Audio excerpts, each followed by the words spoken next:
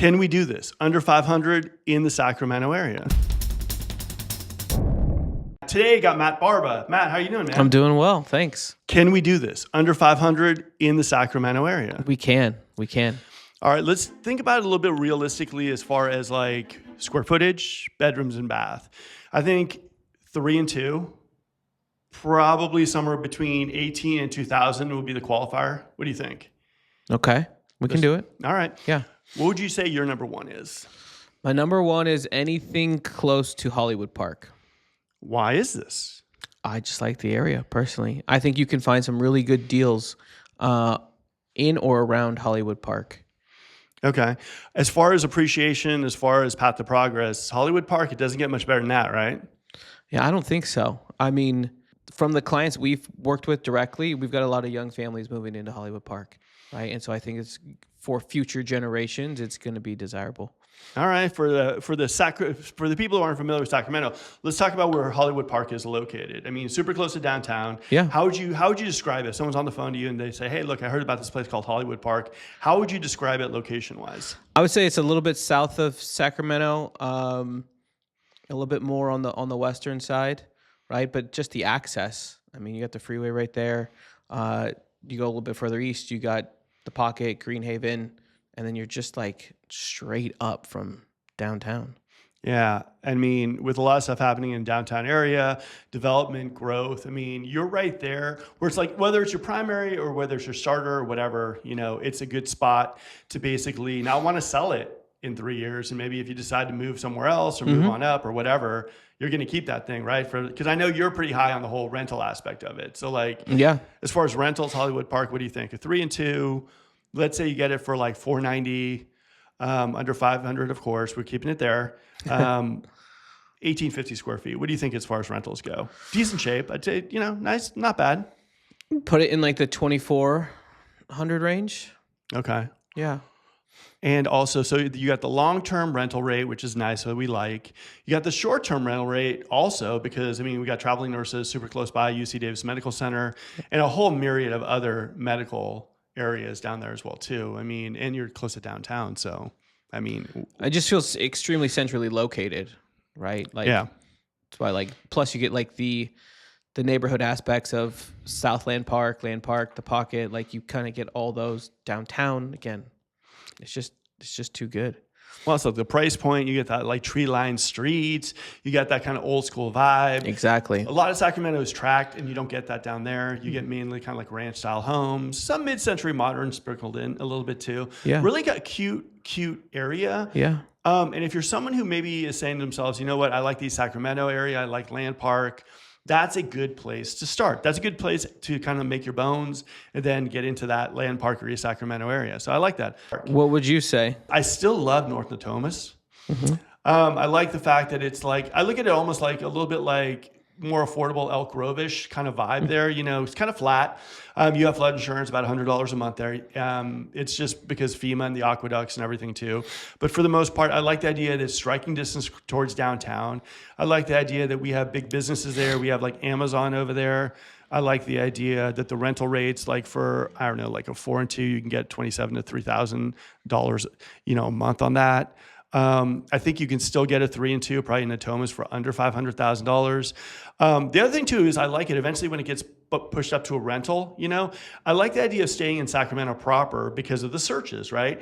A lot of people don't know Fair Oaks. A lot of people don't know Rancho. So when they're searching Sacramento, Natomas, Tahoe Park, those areas pop up because that's what people know. And people love being close to downtown. And I think Natomas, honestly, I think it's one of those spots when like all that development happens towards downtown. It already has, but once A's come to town, I think areas like Natomas, I think areas like Tahoe Park are just going to be, a lot of people are going to make money in those areas, you know? Yeah. All right. So that's number 2 for me. What do you think of Natomas? I haven't spent a ton of time there, but I mean, the inventory's there. Yeah. Right. So that's what I really look at is like the opportunity, the inventory. If you are a first-time home buyer, first-time investor, you're trying to keep that price down. You don't want that price getting, we don't want that price getting increased through bidding wars. Right. Right. So like, how do we control the cost of the property? So buying in places where there's a little bit more inventory so you can be a little bit more selective. mostly why I am attracted to it.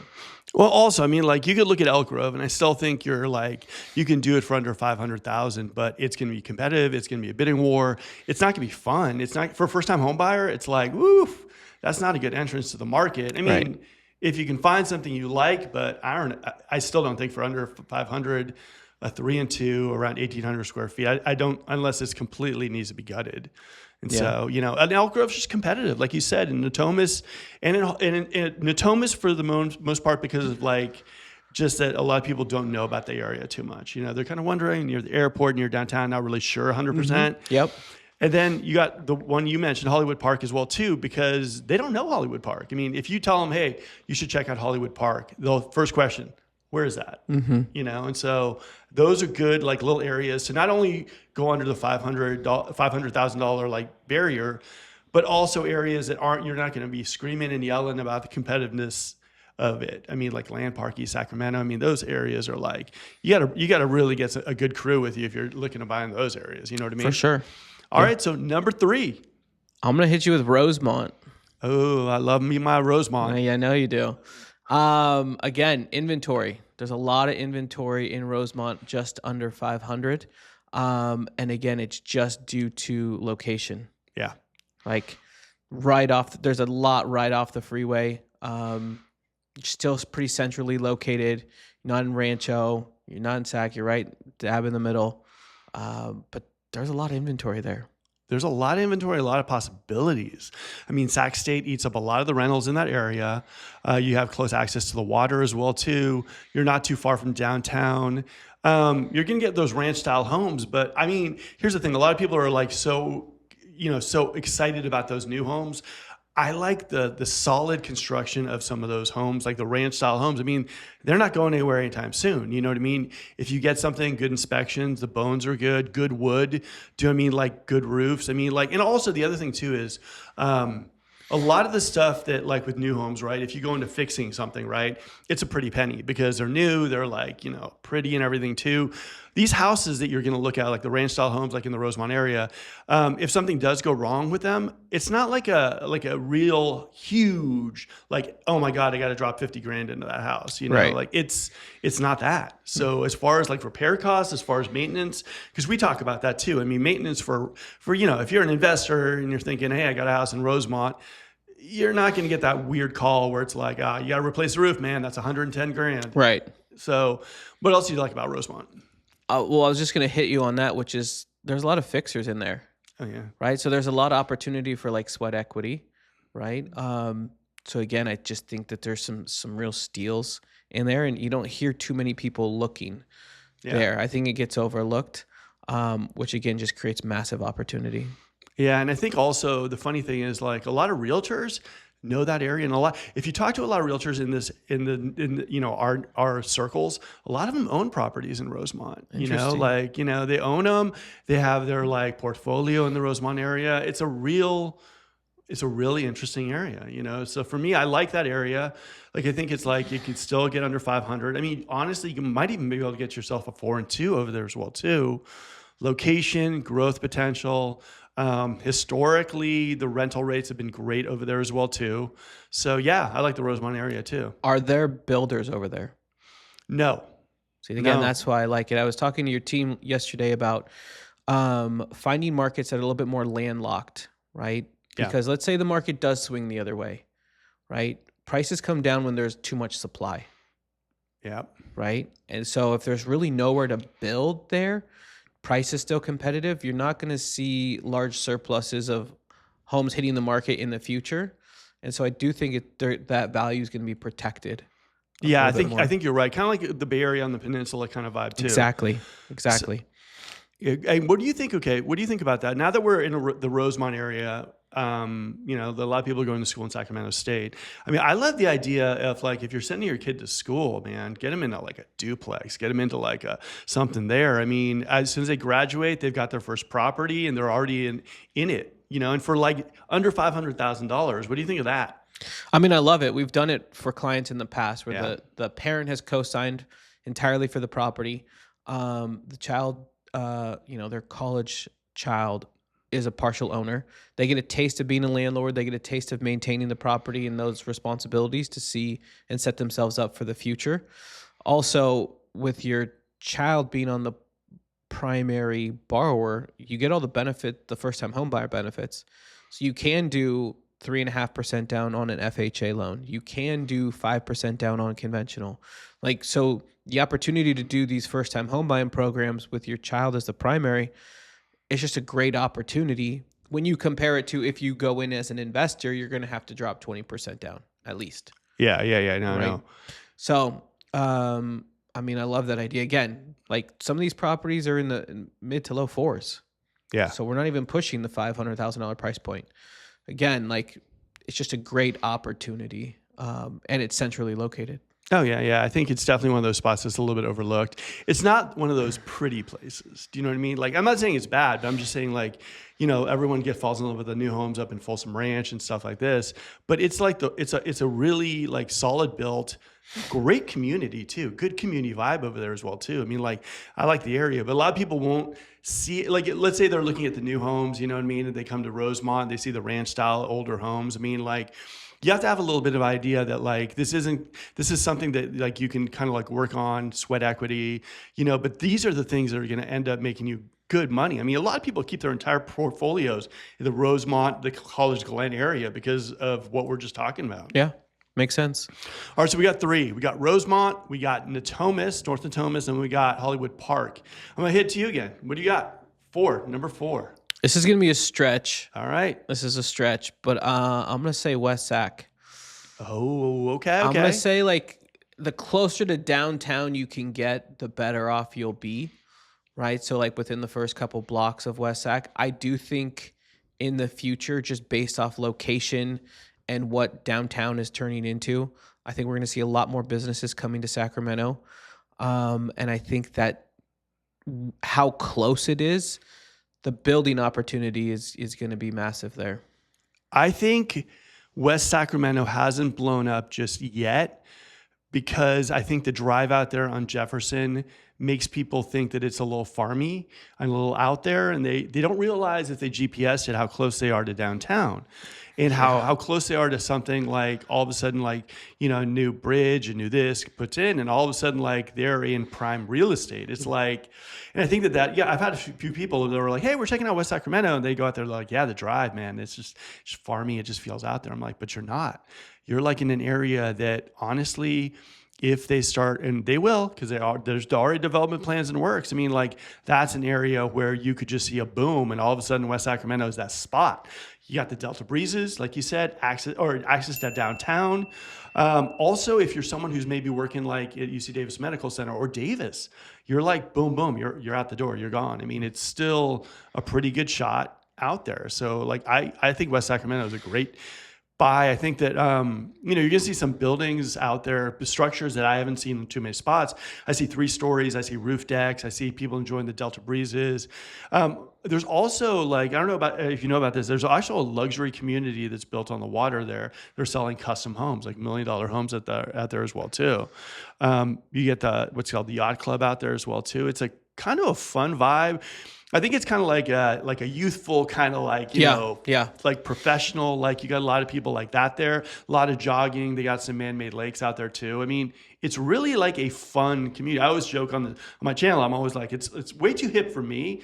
But if I was in my 20s or 30s, I would be boom, West Sacramento all the way. Yeah. We actually got lost going out there after a River Cats game. And that's when my wife and I kind of were oh, this is a little pocket. This is really nice. Mm-hmm. And the potential, again, just based on where it's located and the development plans that are going on there, it's, like I said, it's a stretch, but it's really if you can hold on for the long run, I think you're going to be really happy with investing in West Sacramento. I think so. Even if you just bought a piece of land, right? Bought a piece of land and just sat on it a little bit too. You saw so many people making money on Serpa, up in Folsom or whatever, people buying lots for $100,000, $50,000, and 4 or 5 years later, they're selling them for $500,000. It's just nuts. I think that area is definitely ripe for that. And I like West Sacramento. Also, those Delta breezes during hot summer nights in Sacramento are very much welcome. So it's pretty nice. So, okay, now we're on to number 5. Yeah, hit me. All right. I'll give you number 5. And let me think. All right, let's keep it. I'm going to bring it in because we can't go to one of your favorites, Cameron Park, because I think that's a little too expensive up there, too. It is. I checked. It's a little too expensive. I know you would. I know. Cameron Park is one of your faves. And I think you're right with Cameron Park as far as like it's like little baby El Dorado Hills right now. It is. But the insurance right now, the insurance concerns, I'm backing off a little bit. I think it's still great I still think it's great for first-time home buyers who kind of want the space. Yeah. They want the big house. They want the land. I think there's a lot of opportunity there. But if we're saying under 500. I do like the Anatolia area a little bit just because I think Elk Grove Unified, I know they're building a couple of schools over there as well too. And right now I think that like it wouldn't be probably the easiest thing to do, but I think you can probably get a 3 and 2 out there, newer construction. And you're close to Folsom Ranch, which is going to be it's going to be a huge player. That sports facility. I mean, I don't know what we're going to do with 3 ice rinks.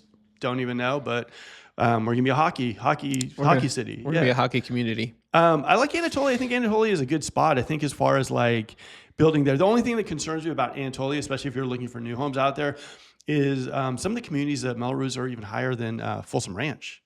And that just blew me away. But I think Anatolia right now, Cahab, I think you might be able to squeak out something just under 5, a brand new home there. And I think that there are some spots in Anatolia where 3 and 2, 1,800, you could probably do for under 5, just barely. But I like that area. I like the idea of being close to a big player like Folsom. I like the idea of like if what's called that it's like, and people don't know this, but if you keep going past like the Anatolia area, the Rancho area, and I always call it Anatolia, and I apologize for that, but it's just an identifier for people who live in the area. Yeah. But if you keep going down, also Sunrise, you end up kind of in Elk Grove as well too. And so I think that area is going to develop as well too. But it's hard. I mean, there's so many number 5s, right? I like the Vineyard area as well too. I think Vineyard is just right next to Elk Grove, and I think the price point is great there too. But if I have to choose something for under 5, then you go to West Roseville, which I think still needs a little bit more. But Anatolia would be that spot. For short-term and long-term rentals, you have the Kaiser that's right off of Zinfandel in Rancho, which is a big player there. Then you got the DMV, you got some government offices as well too. Schools, you got the Elk Grove Unified School District in that area as well too. You're close to Folsom. Rents there are pretty much on par with maybe what I mentioned about Natomas. Maybe not as like I have a house that rented like that in Anatolia, but I still think you have a good spot in Anatolia. I think it's overlooked. I think a lot of people don't know about that area in Rancho, and it's kind of out there, right? It feels like a little bit of a Mad Max movie when you're out there. You're like, what is out here? Where am I at? What do you think in Anatolia? Not too familiar with it, to be honest. Okay. Yeah, not too familiar with it. I'll have to do more research. Do you know the weirdest part about Anatolia? Or we'll call it Rancho just to make everyone happy, but when I'm out there showing houses and I need to go to Folsom Ranch, right? It hits me on White Rock. Yeah. I don't even have to go back on the 50. It's just like shooting right up there and you're good. And I think that eventually the land between that area of Rancho and Folsom Ranch is all going to be built out. And I think it's always one of those things where it's like standing next to an area like Folsom that's so powerful. It's like one of those things where it's like, I've seen it happen. Like the area of Orangevale that's right next to Grant Bay as well too. Mm-hmm. That just, the prices went sky high. And I think Anatolia has a lot just on its own going for it.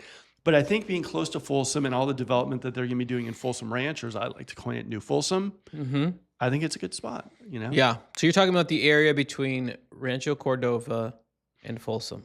Yep. Like if you're going down Sunrise side. And you're like going past Costco and you're like, I wonder what's actually out here. Yeah. And then you're like, boom, houses. There's Cressley, there's Woodside, there's Lennar, there's everyone building out here. Yeah. So I've been out there. I have been out there, and I was on a drive with my dad, and I was like, this is all going to touch one day. Yeah. Like right now there's still land between them, right? Oh, yeah. Substantial. But the way they're building it out and these master plan communities, like, they're going to all be connected, and it is going to be, we talk about future, right? Future. Oh, yeah. Yeah, if you can get in early, it's going to be pretty cool. And guess who's the builder that's right now closest to Anatolia? Toll Brothers. So, I mean, honestly, that's not too bad of having close to you. Not at all.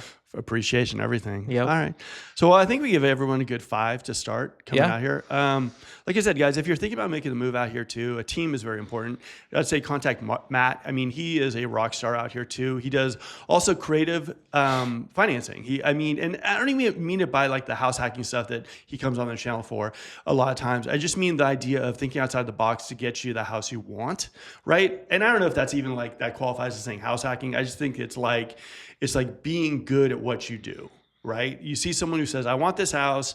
Other people have told me that I can only do this. And going to someone who basically will say like, have you thought of this? Have you thought of this program that has 0 down? If you thought about this or this or this or this, I mean, like, I think in this kind of climate we live in, you need someone who basically can give you options and tailor make the loan program and the financing for the client and not just, everyone's the same. You know what I mean? What can you say a little bit about that? Right now we're just obsessing about the problems that we're seeing, right? So we're obsessing about affordability, the affordability issues that we're having, especially in California. And that's why house hacking, again, it really helps this first-time home buyer, younger home buyers who really want to get in and rates through them for a loop. House hacking gets them in, right? Another thing that we're working on with clients is they have these golden handcuffs, right? When it comes to, they have a house that they bought maybe 4 years ago, maybe 10 years ago, and their rate's just too good, like sub 3, sub 4%. And it's a true asset and they don't want to let it go. We're helping clients understand how to turn that house into a investment property, into a rental, generate cash flow. Some of the results we've seen has been insane, like clients netting $1,100 a month, $1,700 a month, right? Taking that money and saying, okay, now that we're helping you earn $1,100 to $1,700 net, what is that going to help offset when you purchase your next property? Again, we're obsessing with, they hate their current house. They're really not happy with it. They want to move, but they don't want to give something up. And we're just saying, you don't have to give it up, right? We're going to make some money here. We're going to apply it to this mortgage. Is it going to work for you, right? And we look at all the scenarios. We look at if you sold, what that would look like. If you rent your current house out and buy something else, what that would look like. And again, even like we say this over and over again, your second primary home, you can still do a low down payment, right? So even my mom, it kills me. My mom brought this up. She's like, I want to buy another house, but I don't have 20%. And I'm like, how many times have we talked about this? If it's your primary home, you don't have to put 20% down. Right. Yeah. And so it could be your 4th home, your 5th home. It doesn't matter. If you're going to take it as your primary home, you don't have to come in with 20% down. And it's just like this myth that gets thrown around. I don't know. I thought we beat it to death already. Yeah. But, my mom's a boomer, right? She's a baby boomer. So even she still thinks that she has to come in with 20%. I'm like, no, we can do 10. We can do 5. Like, what are you comfortable with? The idea is we take what you want to do, your goals, and we help you get there. Now, not everyone wants to become a landlord. That's fine. Yeah. So let's talk about how we can help you sell it, right? For a bigger down payment to get to the payment you want. So it's just that, like, we don't think that there's the best loan program out there. We think that you have goals. We help you get those goals, and then we pair it with the right program. Right. Okay. And so that's just like the philosophy. And again, we're right now obsessing about how many people are stuck in homes that they truly don't love. And we're just helping provide a solution. Well, that's another thing too. And that's something, and I know we were probably going long-winded, but that's one of the things that I like about working with you too, is the idea that like the solution isn't always selling your house and buying a new one. Right. You know, I mean, there are other solutions out there. And I think a lot of people will talk to a realtor, talk to a lender, and it's kind of like, let's sell that house, let's move you into a new one. Let's sell that house, let's move you a new one. Like the idea is, my dad had his pension, 401k, like rentals can be that for you in the future. They can be your retirement if you do it right. The best solution might not be to sell. The best solution might be to rent or to do something different with your house. And it's good to talk to someone like you to say, look, I know you want to sell, but have you thought of this? And they're like, well, I never thought about that. It seems complicated. It's not that complicated. It's actually something a lot of people are doing, and you should know about this. Education is a huge cornerstone in I know what you do and what I do as well too. So I like the fact that when someone calls you up, they might not be selling after they talk to you. They might be renting it out and then moving on to another home if they feel like it. I like that. Yeah. It's been pretty powerful lately. We just did one 2 days ago. He's 27. He's house hacking, which was cool to hear from the get-go. We didn't know that going into it. He wants to move on, not happy with his house, has a sub 3% rate. But then when we looked at it, it's like in 2 years when you pull this off, you're going to be sitting on $1.7 million in real estate at 27 years old. Oof. I like that. Now, if appreciation keeps going the way it's going, and let's just call it 5%. He's in LA, so it's 5. Let's just call it 5%. That's $85,000 in appreciation per year, right off that 1.7. Like in 5 years, that's $500,000. Like when you start to think of it that way, again, real estate is a long-term investment. We want them thinking in 5, 7, 10-year holds. It just like, you could see it like he got excited. It lit a fire. He's like, all right, how do I save up? He still has to save up for his next down payment. Yeah. He was just curious, if I rent, what does it look like? So we run through these scenarios and then now he has a plan. Okay, I need to save up $100,000 for my next property, and that's what we're helping him do. So it's pretty cool. Dude, it's a good. I love hearing stories like that. And like I said, if you're someone who's maybe thinking about buying, if you're thinking about something like, buying can be a little scary. It can be a little like, oh my God, I'm not worthy, or like my credit, my this and everything too. I'd say give Matt a call. He'll talk to you a little bit through it. As you've seen through this show right now, he's very easy about the conversation, and he might figure out a way for you to actually jump into the market if the time is right for you. And that's it. And I'm going to be doing more videos with Matt about like various areas in the Sacramento area, investing, house hacking, everything too. And if you have liked this video, like, comment, subscribe, and all that fun stuff. And Matt, do you have any parting words for everyone out there? My parting words is real estate's a long-term investment, right? So let's take our time, make sure we have all of our questions answered. I'm seeing so many people go into it with a short-term, like short-minded mindset where they're like rushing in. They think they're going to refinance in 12 months and those opportunities aren't there. There's a ton of opportunity in the right markets. I think you just have to find who to talk to. All right. I love it. Thanks, Matt, for the video. And guys, if you enjoyed this video, like I said, like, comment, subscribe. If you're thinking about listing your home in the area, please reach out to our team. We do marketing like no other. If you're thinking about maybe moving to the area or buying a house in the area, please reach out to our team. We would absolutely love to work with you. Now, if you want more content, got another video right there for you, right over there, and one over here, and right here. You can subscribe to the channel. And if I messed up the fingers, I'm sorry. This is the first time I'm trying this. Until next video, I'm out of here.